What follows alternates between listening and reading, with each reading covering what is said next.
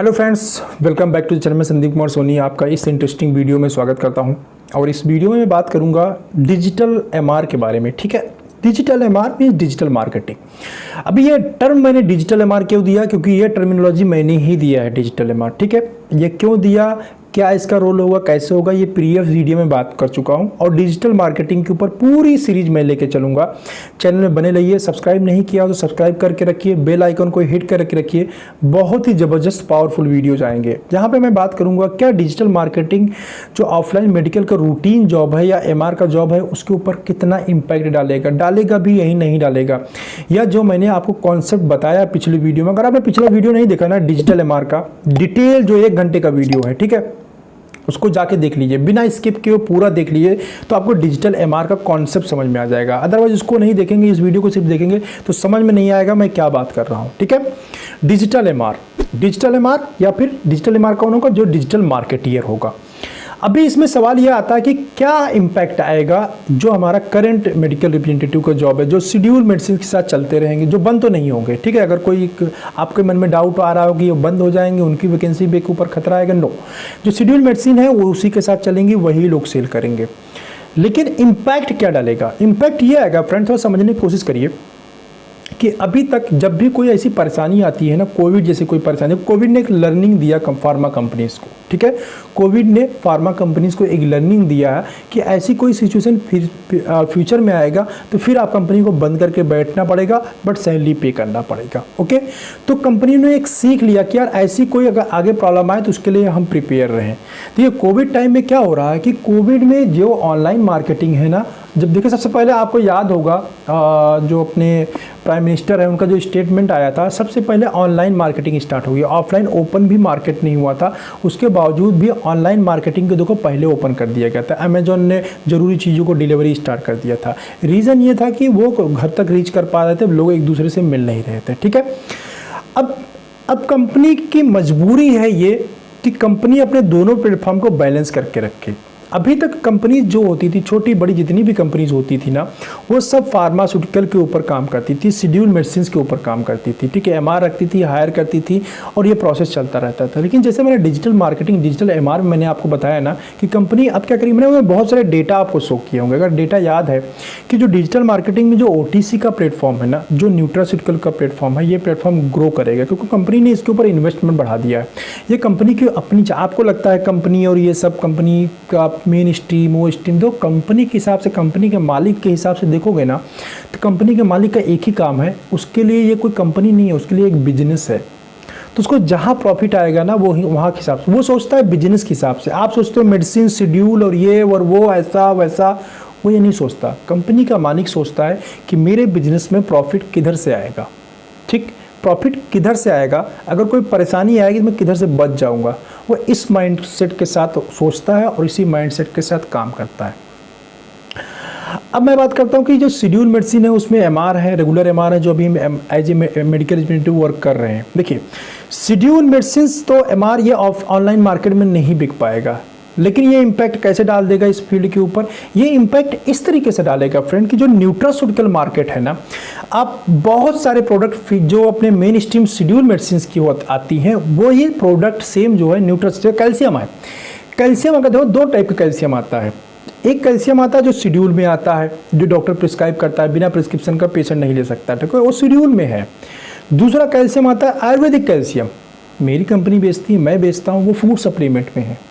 See the difference, वो 2 type calcium होगा। जो मेरी कंपनी जो कैल्शियम बेचती है उसको कंपनी ऑनलाइन प्रमोट कर सकती है क्योंकि वो फूड सप्लीमेंट कैटेगरी में है। लेकिन जो कैल्शियम मैक्स आता है उसको ऑनलाइन प्रमोट नहीं किया जा सकता।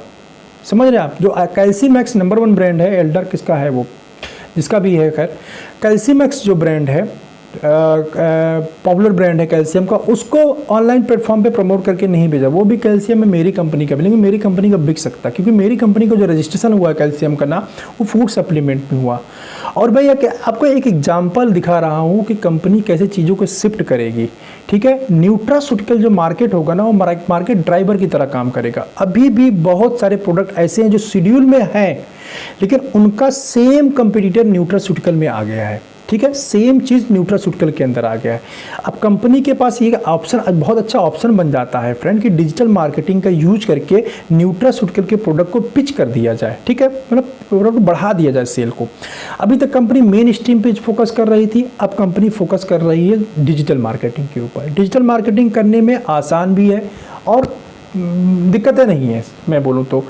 अभी मेन स्ट्रीम मार्केटिंग के साथ क्या प्रॉब्लम आती है, एमआर को सैलरी, मैनेजर को सैलरी, जेडबीएम को salary, distribution, medical store, wholesalers, या पे सबको हैंडल करना, सबको सैलरी पे करना, ठीक है। जो डिस्ट्रीब्यूशन चैनल है, मेडिकल स्टोर, होल सेलर्स, या पे इनको मार्जिन देना। बट डिजिटल मार्केटिंग के ऊपर एक डिजिटल मार्केटियर को हायर किया या कंपनी में एज ए परमानेंट एम्प्लॉय रखा और उससे पूरे ऑल इंडिया के अंदर सेल कराया, सर्व कोरियर बॉय को अटैच किया और वहाँ से चला गया। तो आसान है, इजी है, पेमेंट नहीं फंसता, काफ़ी कन्वीनियंट है। तो कंपनीज क्या कर रही हैं कि ओटीसी के ऊपर, देखो जो छोटी कंपनी है, बड़ी कंपनी है, ये न्यूट्रास्यूटिकल प्रोडक्ट ना हर एक कंपनी में है एक्चुअली। कोई ऐसी कंपनी बताओ जिसका न्यूट्रास्यूटिकल प्रोडक्ट नहीं आता। जो लोग फार्मा में है ना, उनको मालूम होगा हर एक कंपनी का न्यूट्रास्यूटिकल प्रोडक्ट आता है। न्यूट्रास्यूटिकल प्रोडक्ट ना पिछले 4-5 सालों से ही बहुत तेजी के साथ ग्रो कर रहा है। कुछ कंपनियां तो पहले मतलब आयुर्वेद के नाम पे कि हम आयुर्वेदिक नहीं बेचेंगे, हम एलोपैथिक कंपनी है हमारे, लेकिन न्यूट्रास्यूटिकल ने एक ऐसा ऑप्शन प्रोवाइड कर दिया था एलोपैथिक कंपनियों को कि जो एलोपैथिक कंपनियां थी वो खुद न्यूट्रास्यूटिकल में आ गई थी। कौन सी?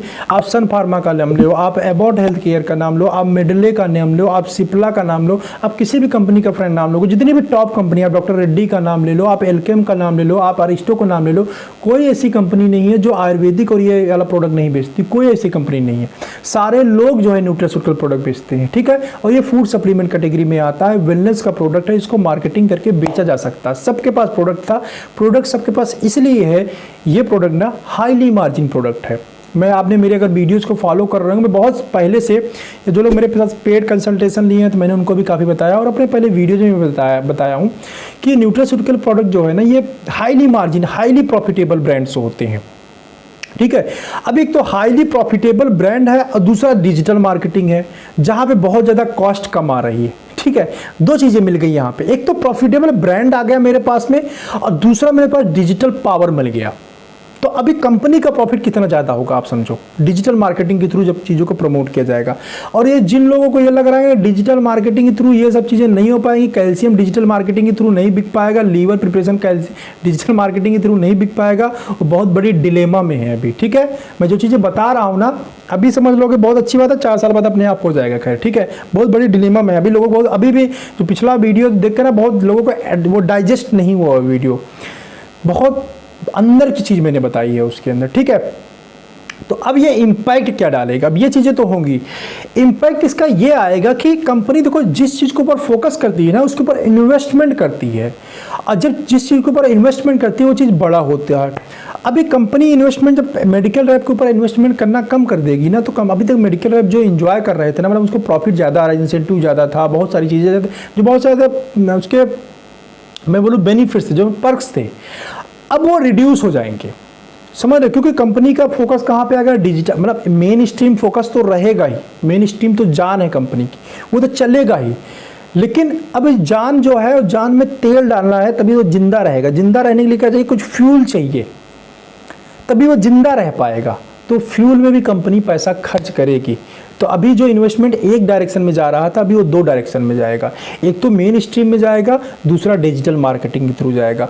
और मैं ये 100% गारंटी के साथ बोल रहा हूँ ना, जो डिजिटल मार्केटिंग में फ्यूल जा रहा है ना, ये मेन स्ट्रीम वाले जो अर्निंग है इसको पीछे छोड़ देगा।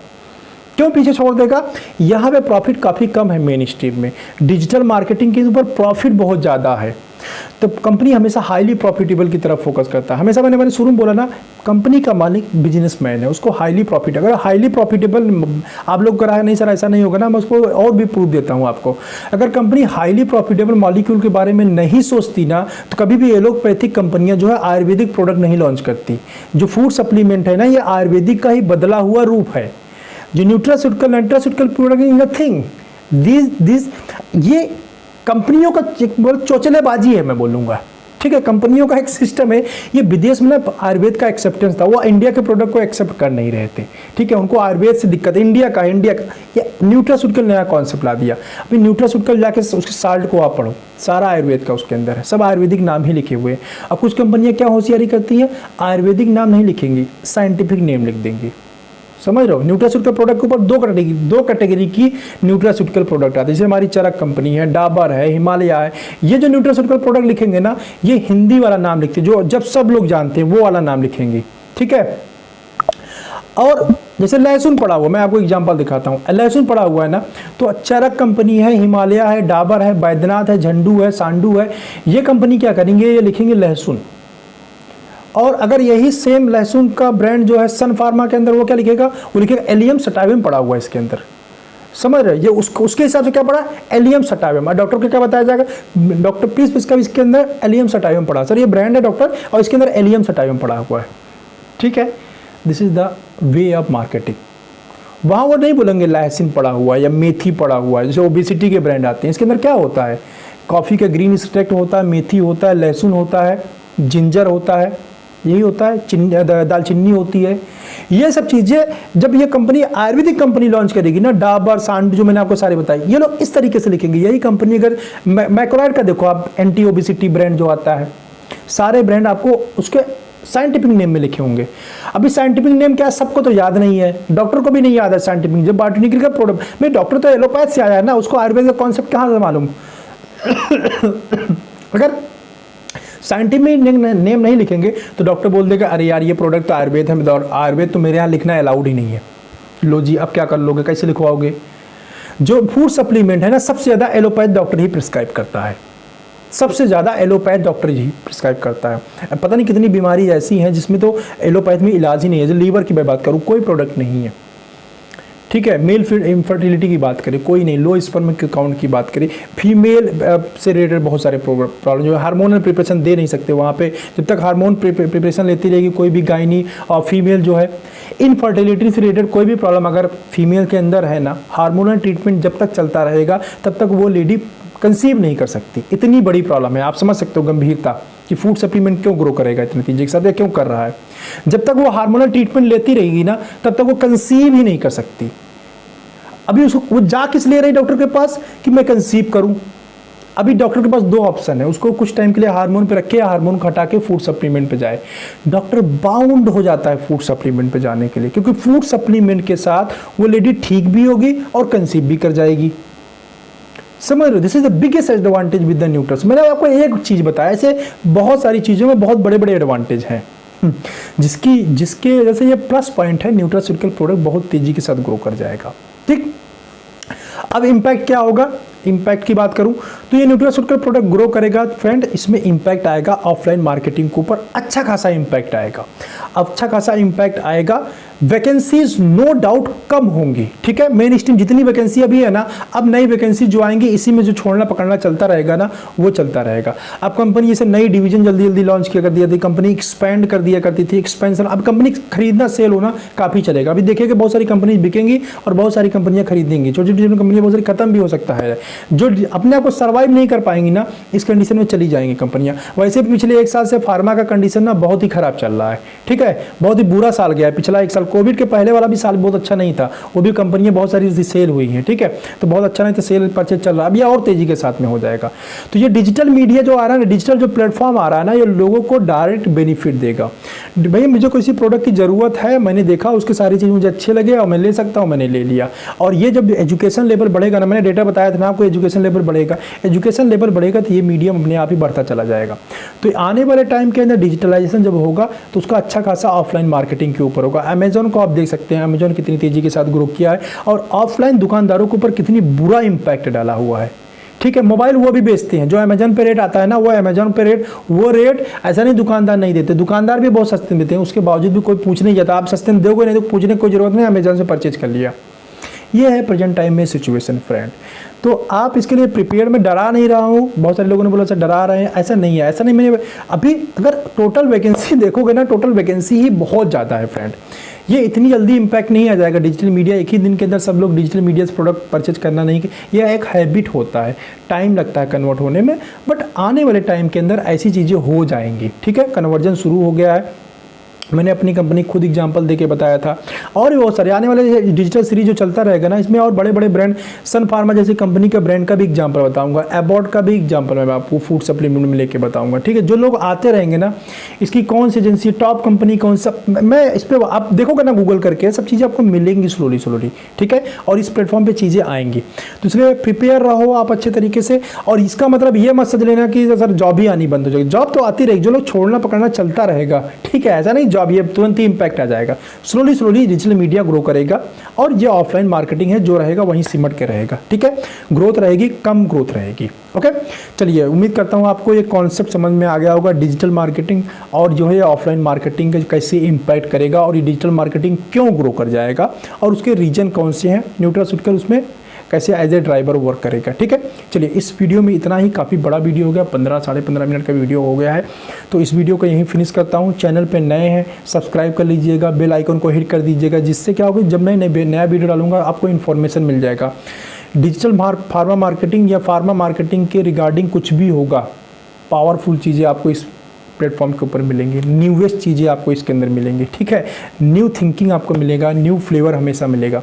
चैनल बने रहिए, वीडियो देखते रहिए, और अपना इन्फॉर्मेशन बढ़ाते जाइए, और अपने आप को प्रिपेयर, डरना नहीं है कि ऐसा होने वाला नहीं, जमाने बहते पानी के साथ चलिए। ठीक है, जमाने के साथ जैसी चीज़ें हो रही हैं, चीज़ों को एडॉप्ट करना सीखिए। शुरू में जब कोई बदलाव होता है ना, हर आदमी को पेन होता है, हर जगह पेन होता है कोई, लेकिन जैसे हम जितनी जल्दी उस चीज़ को एडॉप्ट कर लेते हैं ना, हम उस पेन से बाहर आ जाते हैं। तो जो बदलाव हो रहा है उसको एडॉप्ट करिए, जितनी जल्दी अडॉप्ट कर लेंगे उतना ज़्यादा उतनी जल्दी कंफर्टेबल हो जाएंगे। ठीक है, चलो बस वीडियो को यहीं पे क्लोज करते हैं।